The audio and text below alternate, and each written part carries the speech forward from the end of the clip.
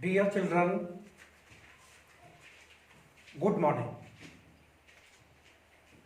बच्चों, आज मैं आपको टेंसेस के बारे में बताऊंगा। टेंसेस कितने प्रकार के होते हैं और उनके भी फिर कितने प्रकार होते हैं। टेंस 3 प्रकार के होते हैं। पहला प्रेजेंट टेंस, दूसरा पास्ट टेंस और तीसरा फ्यूचर टेंस। प्रेजेंट टेंस का मतलब होता है वर्तमान काल, पास्ट टेंस का मतलब होता है भूतकाल और फ्यूचर टेंस का मतलब होता है भविष्य काल। मतलब समय को 3 भागों में विभाजित कर दिया है बच्चों को केवल समझाने के उद्देश्य से। तो आज मैं प्रेजेंट टेंस के बारे में आपको बताऊंगा, उसके विभागों के बारे में बताऊंगा और उसमें से एक टेंस जो प्रेजेंट इंडेफिनिट टेंस है उसके बारे में आपको विस्तार से बताऊंगा।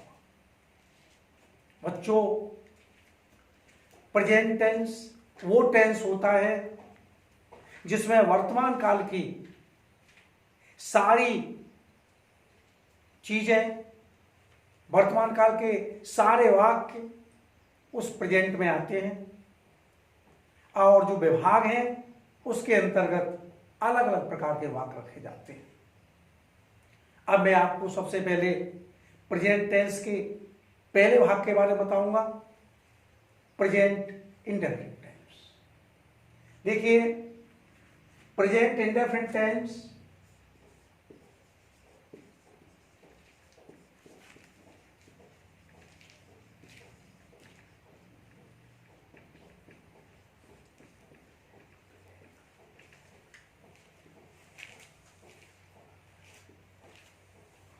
प्रेजेंट इंडेफिनिट वो टेंस है जिसके अंतर्गत प्रेजेंट के वो सेंटेंस रखे जाते हैं जिनके अंदर ता है, ती है, ते है, ताहू आता है। मैं इसके बारे में बता रहा हूं। इसकी पहचान है, हिंदी के किसी भी वाक्य की मुख्य क्रिया के अंत में ता है, ती है, ते हैं, ताहूं, ती हूं इत्यादि शब्द आते हैं, उसे हम प्रेजेंट इंडेफिनिट टेंस कहते हैं। लेकिन कभी कभी हमारे छात्र भूल जाते हैं और वो प्रेजेंट इंडेफिनिट टेंस की जो पहचान है उसको सही ढंग से नहीं बता पाते। बहुत से बच्चे बता देते हैं हिंदी के किसी वाक्य के अंत में ता है, ती है, ते है, ताहूं, ती हूं आ जाए, उसे हम प्रेजेंट इंडेफिनिट टेंस कहते हैं। जैसे एक वाक्य लिख रहा हूं,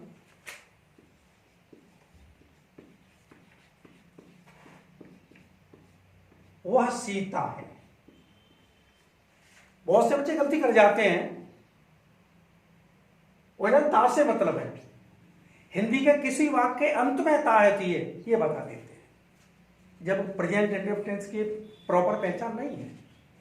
हिंदी के किसी भी वाक्य मुख्य क्रिया के अंत में ता है, ती है, ते है आना चाहिए। ये सीता कोई क्रिया नहीं है, ये तो नाउन है, इसलिए ये साधारण वाक्य प्रेजेंट टेंस का माना जाएगा। ये प्रेजेंट इंडेफिनिट टेंस का वाक्य बिल्कुल नहीं होगा। अब मैं प्रेजेंट इंडेफिनिट टेंस के बारे में आपको विस्तार से बताने जा रहा हूं। मैंने आपको बताया था हिंदी के किसी भी वाक्य की मुख्य क्रिया के अंत में ता है, ती है, ते हैं, ताहूं, ती हूं ये आना चाहिए। जैसे रामू आज बाजार जाता है,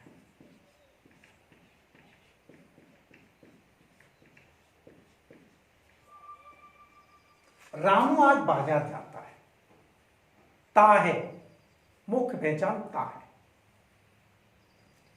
इनका बनाने का बिल्कुल तरीका बिल्कुल आसान है। सबसे पहले सब्जेक्ट प्लस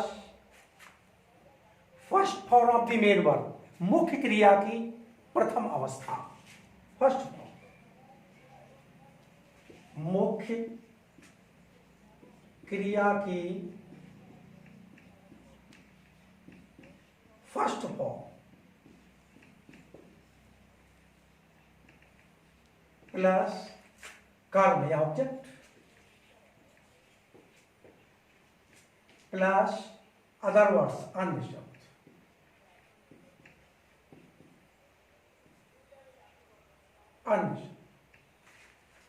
लेकिन प्यारे बच्चों ध्यान रखना पड़ता है कि जब वाक्य साधारण है और कर्ता एक वचन है, यह ध्यान रखना है आपको, तो मुख्य क्रिया में एस या ईएस लगाना बहुत आवश्यक होता है। मुख्य क्रिया की फर्स्ट फॉर्म में कर्ता एक वचन होने पर एस या ईएस लगाना अनिवार्य होता है। लेकिन अब यह प्रश्न उठता है कि ऐसी कौन सी क्रियाएं हैं जिनमें हम ईएस लगाते हैं और ऐसी कौन सी क्रियाएं हैं जिनमें हम एस लगाते हैं। ये तो कंफ्यूजन वाली बात हो ही जाती है। आप लोग बताइए, ये तो होता ही अक्सर भूल जाते हैं। तो देखिए उसके लिए भी एक रूल है, रूल आपको बता रहा हूं मैं, उसको आप अपने नोट पेपर लिख लीजिए उसको। अब इसमें लिख रहा हूं, जिन अंग्रेजी की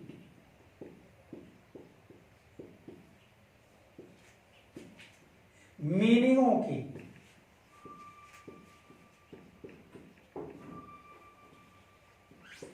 क्रियाओं के पीछे वाला अक्षर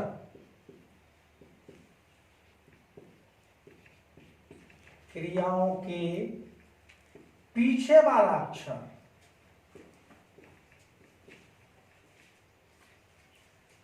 O comma X comma double S comma S H comma C. अगर क्रिया के जो लास्ट वाला अक्षर है वो इनमें से अगर कोई आता है, कोई भी इनमें से अक्षर आ जाए तो हम मुख्य क्रिया में ईएस का प्रयोग कर देंगे। आपने नोट किया, अपने नोट पर नोट किया आपने, इसको नोट करिए, ये पॉइंट है। अगर क्रिया के पीछे, मुख्य क्रिया के पीछे ये अक्षर मीनिंग में आए बिल्कुल पीछे, तो एक वचनकर्ता के साथ हम ईएस का प्रयोग जरूर करेंगे मुख्य क्रिया में। जैसे यहां पर है, रामू आज बाजार जाता है। देखिए रामू, यहां पर गो है तो गो में क्या आया, ओ पीछे, और कर्ता यहां सब्जेक्ट एक वचन है, सिंगुलर है, तो हम मुख्य क्रिया में ईएस का प्रयोग तुरंत कर देंगे। उसमें यह नहीं देखना आपको कि एस लगाना है कि ईएस लगाना है, तुरंत ईएस का प्रयोग कर देंगे। अब एक बात और आपके दिमाग में आई, जैसे गोज टू मार्केट।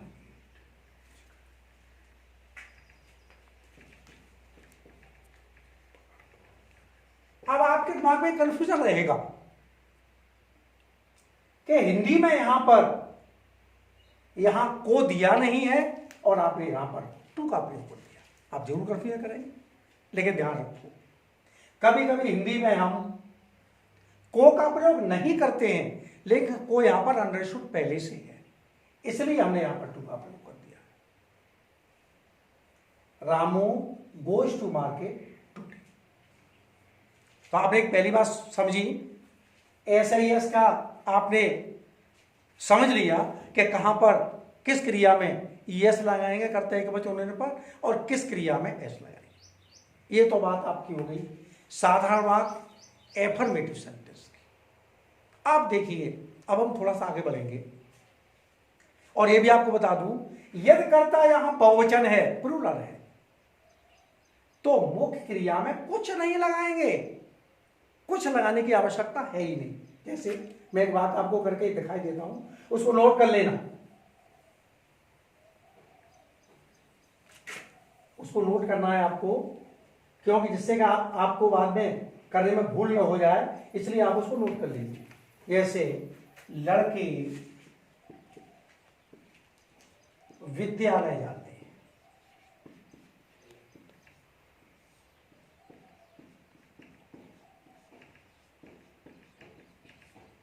लड़के विद्यालय जाते हैं, तो लड़के यहां पर प्लूरल है, बहुवचन है। तो मैं आपको बताता रूल में कि यदि कर्ता बहुवचन हो तो मुख्य क्रिया में कुछ भी नहीं लगाते हैं।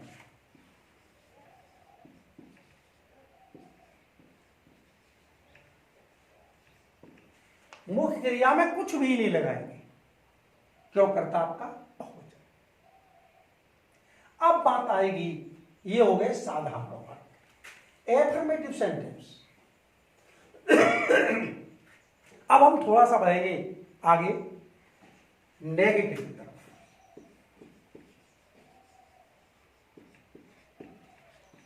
नेगेटिव सेंटेंस,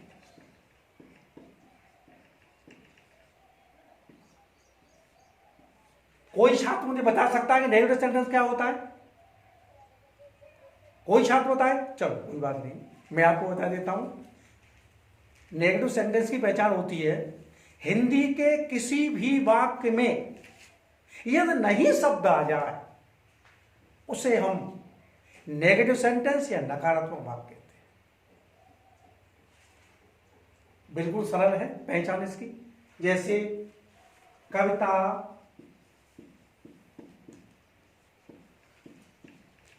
एक पुस्तक नहीं पढ़ती,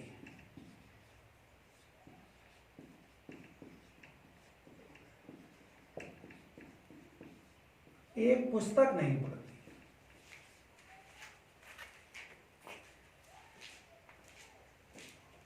पहचान तो आपको बताई है, पहचान तो आपको बताई है, ती है, इंडेफिनिट है। लेकिन मैं आपको बताता हूं नेगेटिव की पहचान ये है कि नहीं आ गया इसमें, तो ये नेगेटिव की पहचान है। इसका रूल बनाने का बिल्कुल आसान है। सबसे पहले सब्जेक्ट कर्ता, कविता। अब ये थोड़ा आपको ध्यान देना है बच्चों कि कर्ता एक वचन है यदि, तो मुख्य क्रिया के साथ, मुख्य क्रिया से पहले डज नॉट का प्रयोग करेंगे। कर्ता के बाद और मुख्य क्रिया से पहले डज नॉट का प्रयोग करेंगे। और यदि कर्ता बहुवचन है तो मुख्य क्रिया से पहले हम डू नॉट का प्रयोग करेंगे। तो ये हो जाएगा कर्ता does not read a book,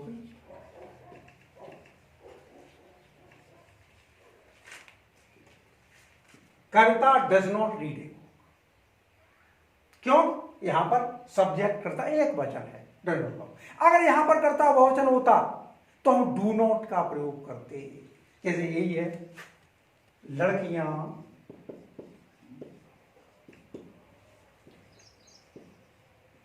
एक गाना नहीं गाती है।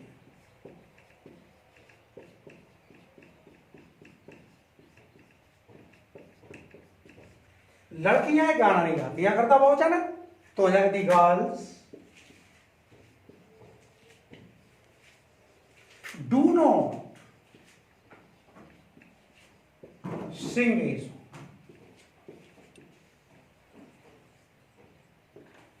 दी girls do not sing a, क्योंकि यहां पर कर्ता बहुवचन है तो हम डू नॉट का प्रयोग करेंगे। ठीक है, यह आपके मैंने आपको बता दी दो एफर्मेटिव और नेगेटिव सेंटेंस। अब मैं थोड़ा सा आगे बढ़ूंगा, इंटेरोगेटिव सेंटेंस। प्यारे बच्चों, हमारे विद्वानों ने प्रश्नवाचक को, इंटेरोगेटिव को दो हिस्सों बांट दिया आपके समझने के लिए, सरलता के लिए। इंटेरोगेटिव सेंटेंस नंबर 1 और interrogative sentence number 2। Single interrogative, number 2 double interrogative. तो देखिए इसकी पहचान क्या होती है। INTE RROGATIV, interrogative sentence number 1। इसकी पहचान क्या है सेंटेंस नंबर 1 की? क्या आप लोग बता सकते हैं? चलो मैं आपको बता देता हूं, आपको नहीं आ रहा तो कोई बात नहीं। इसकी पहचान ही सबसे पहले मुख्य है। हम पूछते हैं कि प्रश्नवाचक वाक्य नंबर 1 क्या है, तो क्या ही इसकी पहचान है? क्या है, क्या ही इसकी मुख्य पहचान है?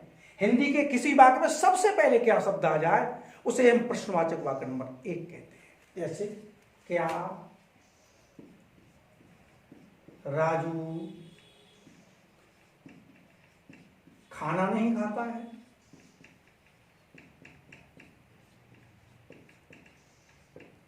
यहां पर पीछे प्रश्नवाचक चिन्ह लगाना अनिवार्य होता है। शायर ऑफ इंटेलिजेंस या क्वेश्चन मार्क, प्रश्नवाचक वाक्य से इसकी पहचान सबसे पहले क्या पहचान है। अब देखिए बनाना भी बिल्कुल आसान है। आपको सरलतम तरीका बता दूं मैं। हमने क्या को बंद कर लिया, Raju does not eat the food. ये नकारात्मक का साधारण बनाने का आपका तरीका था, नकारात्मक नेगेटिव। अब इसको प्रश्नवाचक वाक्य नंबर 1 बनाना है तो बिल्कुल आसान तरीका, इस डज को उठाकर यहां क्या के स्थान पर रखिए, वाक्य पूरा वही रहेगा। डज को उठाकर क्या के स्थान पर रख दिया, वाक्य पूरा वही रहेगा। सबसे पहले सहायक क्रिया डू या कर्ता के अनुसार, प्रश्नकर्ता, नॉट, मुख्य क्रिया विभक्ति, जिसमें हम ऐसे इसका प्रयोग नहीं करेंगे। प्रश्न, इसका बनाने का तरीका बिल्कुल आसान है। अब देखिए प्रश्नवाचक वाक्य नंबर 2 भी, उसमें भी कुछ नहीं, उसकी पहचान बता सकते हैं क्या? चलो कोई बात नहीं, आपको नहीं पता है तो मैं आपको बता देता हूं। हिंदी के किसी भी वाक्य के बीच में क्या, कब, क्यों, कहां, कैसे इत्यादि प्रश्नवाचक शब्द आ जाए उसे हम प्रश्नवाचक वाक्य नंबर 2 या डबल इंट्रोगेटिव कहते हैं। अब देखिए बनाना इसका बिल्कुल आसान, बनाना इसका बिल्कुल आसान। यह प्रश्नवाचक वाक्य में एक लगा देने को, ठीक है। हमने क्या किया, खाना क्यों नहीं खाता है, हमने इसको प्रश्नवाचक वाक्य नंबर 2 बना दिया। अंग्रेजी में हमने इसको बिल्कुल ऐसा लिखा रह दिया। इसका बनाने का तरीका आपको बता रहा हूं, बिल्कुल आसान है। केवल क्योंकि अंग्रेजी हम यहां सबसे पहले लगा देंगे और इस डज को छोटे से लिख देंगे, वो बीच में आ गया। Why does Raju not eat the food, सबसे पहले वाक्य में आए हुए प्रश्नवाचक शब्दों की अंग्रेजी, प्लस डू या डज कर्ता के अनुसार, प्लस कर्ता, ये वाक्य नेगेटिव है तो नॉट, मुख्य क्रिया कर। ये इसका तरीका है। मतलब प्रश्नवाचक वाक्य नंबर 1 और 2 में कोई ज्यादा भिन्नता नहीं है। आपको डू या डज से पहले प्रश्नवाचक शब्दों की अंग्रेजी पहले लगा देनी है। ये प्रश्नवाचक वाक्य नंबर 2 का बनाने का तरीका है। अब देखा आपको प्रमुख बातों पर बताना जा रहा हूं। कभी कभी क्या होता है, बहुत से लोग या कोई भी आपको ये पूछ लेता है कि राम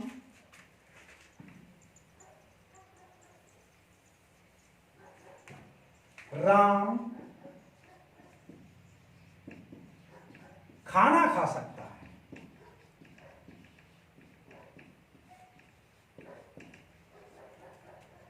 यह भी तो ता है, ऐसे पूछ लेता है। क्यों, वो भी तो इंडिपेंडेंट है। तो इसके लिए घबराने की कोई आवश्यकता आपको नहीं है। केवल सत्ता के लिए हम सहायक क्रिया डू या डज प्रयोग न करके कैन का प्रयोग कर सकते हैं। कैन करते ही करना प्रयोग, क्यों मे का प्रयोग इसलिए कर सकते हैं क्यों मे नम्रता और संभावना के लिए आता है, इसलिए हम कैन का प्रयोग करेंगे। तो हो जाएगा Ram can eat the, Ram can eat, Ram खाना खा सकता है। अब इस वाक्य में अगर बाई चांस नहीं आ जाता है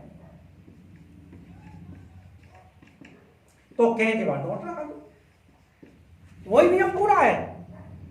क्या आ जाता है इसमें, तो कैन को हटा के यहां लगा दो, और अगर यहां प्रश्नवाचक अगर 2 हो जाता है तो कैन से पहले वाई लगा दो। Why can Ram not eat the, not सही लगा दो सीक्वेंस में, नॉट ईट दी, प्रश्नवाचक चिन्ह,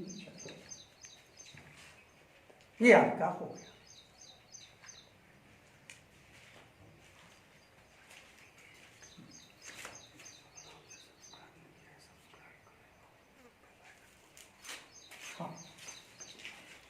देखिए, यदि आपको फिर भी इसमें कहीं पर भी कोई डाउट है तो कमेंट करें। मैं आपको हर तरह से संतुष्ट करने की कोशिश करूंगा, लेकिन आप इसको सब्सक्राइब करें और सब्सक्राइब करने के बाद इसको लाइक करें। आप इसको देखें कि कैसा, कहीं पर भी आपको अगर कोई कन्फ्यूजन भी हो रहा है तो आप उसको जब कमेंट करेंगे तो आपको पूरा संतुष्ट करने की कोशिश करूंगा। आपको बिल्कुल आपके दिमाग में बिठा दूंगा, आप उसके लिए कोई टेंशन ना है। वैसे हमारी प्रेरणा कोचिंग जो सेंटर है, ये बहुत बड़ा कोचिंग सेंटर है और यहाँ से हर साल विद्या ज्ञान, सैनिक स्कूल, जवाहर नवोदय, इसमें बहुत सारे बच्चे यहाँ से निकल के जा रहे हैं। आप यहाँ पर आकर अगर अध्ययन करना चाहेंगे तो आपको निश्चित सफलता मिलेगी और मैं ये उम्मीद करता हूँ कि आप निश्चित ही जहाँ भी जिस क्षेत्र में जाना चाहेंगे उस विद्यालय में आप जा सकते हैं, प्रवेश आप ले सकते हैं, क्योंकि यहाँ पर अच्छे अच्छे अध्यापक हैं, सर काफ़ी योग्य हैं, आपको पूरा